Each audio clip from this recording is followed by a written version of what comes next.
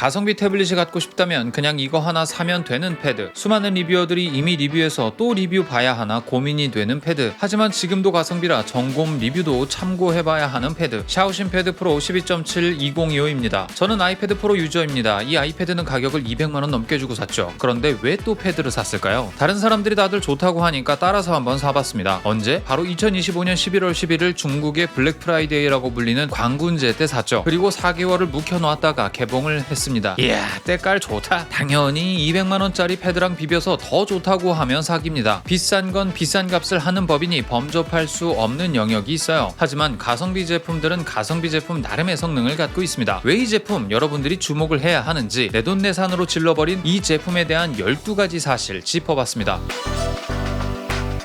점검, 구독과 좋아요. 첫 번째, 가격이 저렴합니다. 이 제품은 광군제 때 할인해서 35만원에 구매한 제품이에요. 지금은 같은 스펙의 제품이 국내 마켓에서 37만원 정도에 풀리고 있습니다. 제가 싸게 사긴 한 것 같아요. 가성비 패드라는 느낌은 다른 것 비교해볼 필요도 없이 직접 사용해보니까 이 가격에 이 성능이라니까 이거 진짜 믿겨지지가 않더라고요. 이 가격이 어떻게 가능하지? 라는 부분은 다음 파트에서 자세히 설명드릴게요. 두 번째, 메모리 스펙은 12기가 램에 256 스토리지를 갖고 있습니다. 비슷한 스펙의 아이패드 프로는 200만원이 넘어가죠. 저전력 특화인 LPDDR5X 램이 들어가 있어 전력도 적게 먹고 성능도 괜찮아요. 스토리지의 경우는 UFS 4.0 표준을 지원하고 있어서 내부에서 파일 처리하는 속도가 빠릅니다. 거의 UFS 3.1 대비 2배 가까이 빨라진 스토리지 성능을 보여준다고 해요. 하지만 내부에서 파일 옮길 일이 있을까 싶어요. 게임이나 프로그램 실행할 때 파일 읽는 속도에 대한 차이로 나타날 듯 하지만 일정 수준 이상은 의미가 없기 때문에 체감상 문제점은 전혀 없습니다. 재밌는 사실은 내부 파일 복사 등 스토리지 성능 테스트 결과로는 M4 칩 탑재 아이패드 프로보다 순차 읽기는 훨씬 빠르다고 하네요. 하지만 랜덤 액세스 등 다른 분야에서는 아이패드가 더 빠를 수 있다는 점은 간과할 수 없겠죠. 근데 이상합니다. 12기가 램이면 램 값만 해도 거의 2~30만원대인데 이 패드 가격이랑 똑같거든요. 그 이유를 알아보니 레노버가 이미 2023년에 이 램 부품을 전량 매입해서 갖고 있던 걸 이제서야 제품으로 만들어내서 팔고 있다는 겁니다. 아무래도 레노버가 중국 내수 시장을 타겟으로 하다 보니까 가격을 맘대로 높이긴 좀 어려워 보이네요. 그런데 가격들이 점점 올라가는 추세인 듯합니다. 과거 제품이라도 적당한 성능으로 쓰고 싶으신 분들이 계신다면 지금이라도 구매해서 써보시는 것도 나쁘지 않을 것 같네요.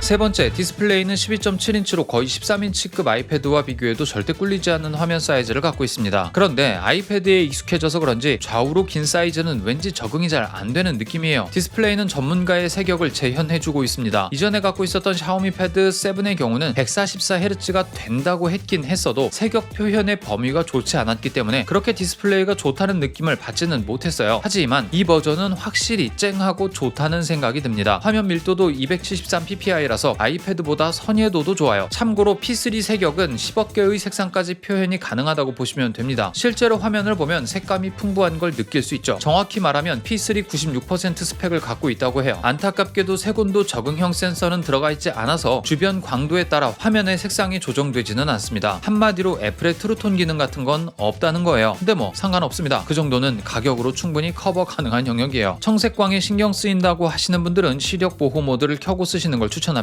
베젤은 생각보다 두꺼워요. 9버전 아이패드 프로와 비슷해 보이는데 신경 안 쓰면 신경 안 쓰입니다. 근데 여기서 저는 신기한 점을 하나 발견했어요. OLED가 아닌 IPS LCD를 썼음에도 불구하고 색상 및 밝기가 준수하다는 점이죠. 때문에 버닝 걱정도 안 해도 된다는 점이에요. 성능은 모르겠지만 디스플레이 면에서는 상당히 좋은 점수를 줄 수 있을 것 같습니다. 명암비 성능과 완벽한 검정 표현이 어렵다고 하지만 이딴 거 뭐 가격으로 다 커버되는 부분입니다. 거기에 One More Thing, 이 제품 구매할 때 안티글레어 옵션도 선택이 가능합니다. 안티글레어가 뭔지 모르시는 분들은 나노 텍스처가 적용된 아이패드라고 생각하시면 쉽습니다. 안타깝게도 지금은 안티글레어 옵션을 가진 샤오신 패드를 구매하기가 좀 어려워 보이네요. 네 번째, 사운드가 좋다고 광고는 하고 있지만 생각보다 탁월하지는 않습니다. JBL도 유명한 사운드 회사가 맞기는 하지만 그리고 돌비 애트모스까지 재현해준다고는 하지만 그렇게 탁월한 건 잘 모르겠네요. 않습니다. 요 정도 레이턴시 나쁘지 않아요. 사실 블루투스 기기 안 좋들은 레이턴시 때문에 입이랑 싱크가 안 맞는 정도 수준입니다. 거의 0.3세크 가까이 이렇게 그 레이턴시가 벌어지기 때문에 애플의 스피커가 귀에 절여져 있어서 비교적 딱히 좋다고 말하기 어렵습니다. 애플 제품 쓰고 계신 분들께는 실망스러운 사운드 퀄리티가 될 수 있겠습니다. 그래도 스피커 개수는 4개나 들어가 있어서 입체 음향이 적용된 음원 들을 때는 약간의 입체감도 느낄 수 있을 것 같긴 한데 저는 잘 모르겠네요. 다섯 번째, 유니바디 구조로 되어 있습니다. 약간 투피스 재질처럼 보이지만 표면에 인쇄만 다르게 해두었을 뿐 유니바디 구조가 맞습니다. 자기들 말로는 심리스 메탈 바디라고 이야기하는데 그냥 통짜로 만든 거다라고 생각하시면 쉬울 듯합니다. 근데 이거 부품 길이 조절 실패인지는 몰라도 디스플레이가 안으로 살짝 들어가 있는 듯한 느낌을 줍니다. 한 0.1mm 정도? 예민한 분들은 신경 쓰일 수도 있는 포인트가 될 것 같네요. 여섯 번째, CPU는 미디어텍의 디멘시티 8300이 들어가 있습니다. 이게 얼마나 괜찮은 건지 대충 알기 쉽게 설명하자면 2024년도에 나온 중국 내수 플래그십 제품에 다수 탑재가 되어 있었는데 나름 준수한 성능을 내주던 CPU입니다. 긱벤치 성능으로 싱글은 1300, GPU는 7000점대를 선보이고 있어요. 가성비라고 했으니 아이패드와 비교를 하면 당연히 안 되겠죠. 아이패드가 싱글은 2배 정도 좋고 GPU는 4배에서 5배 정도 차이가 나기 때문이죠. 하지만 고사양 게임 하지 않는 한 이 두 제품의 차이를 느끼기는 사실 어렵습니다. 가격이 매우 낮은 원인으로 이 CPU 스펙도 한몫을 한다고 하네요. 때문에 고사양 게임을 하실 분들이 아니라면 샤오신 패드를 선택하는 것도 나쁘지 않은 선택이 될 것 같습니다. 가격을 후려친 원인으로는 CPU의 스펙도 한몫을 한다고 합니다. 앞서 설명한 플래그십 제품들 대비 GPU 하나가 없는 제품이라 그렇다고 하네요. 성능에 대한 비교를 쉽게 생각해보자면 갤럭시 S22와 동급 성능이라고 해요. 나름의 부품 가격 타협을 했다고는 하는데 그럼에도 불구하고 초특급 가성비라는 점은 변함이 없겠네요. 일곱 번째, 배터리가 엄청나게 들어가 있습니다. 1200mAh가 들어가 있어서 상당히 오랫동안 사용을 할 수가 있어요. 1시간 동안 고사양 게임을 돌려도 20% 내외로 배터리가 닳는 걸 볼 수가 있죠. 완충해놓고 그냥 두면 저전력 모드가 자동 활성화되어서 2달 반은 전원이 유지된다고 해요. 지금 완충했다가 2주 정도 안 썼는데 여전히 80%대를 유지하고 있습니다. 아이패드 프로는 이미 요단강을 건넜을 시간이에요. 매일 깨작깨작 쓰면 3-4일 정도는 버티는 수준이라고 합니다. 하지만 고사양 게임을 오토가 아닌 직접 조작하는 방식으로 사용하게 되면 2시간 반 정도 버티는 게 고작이라는 느낌이네요. 용량이 비슷한 아이패드 프로의 경우 효율성이 극대화되어 있기 때문에 사용시간이 좀 더 길기는 합니다. 여덟 번째, 45W 패스트 차징을 지원합니다. 심지어 제품에도 어댑터를 넣어줬는데 45W짜리예요. 200만원짜리 아이패드도 25W짜리 주는데 진짜 가성비 제품이 맞긴 맞는 것 같습니다. 1시간 충전하면 80%까지 충전이 가능하다고 해요. 실제로 실험을 해보니까 거짓말까지는 아닌 듯해요. 아홉 번째, 패드에 탑재된 카메라가 구매를 결정하는 요소가 아닌 건 맞습니다만 이 패드에는 카메라도 달려는 있습니다. 후면 카메라 13메가픽셀, 전면 카메라 8메가픽셀이에요. 아무리 800만 화소가 안 좋다고는 해도 상당히 쓸만한 카메라입니다. 하지만 울트라 와이드 앵글 등 다양한 화각을 즐기기엔 좀 무리가 있어 보이네요. 사진 결과물을 비교하면 대충 이렇다고 생각하시면 될 듯합니다.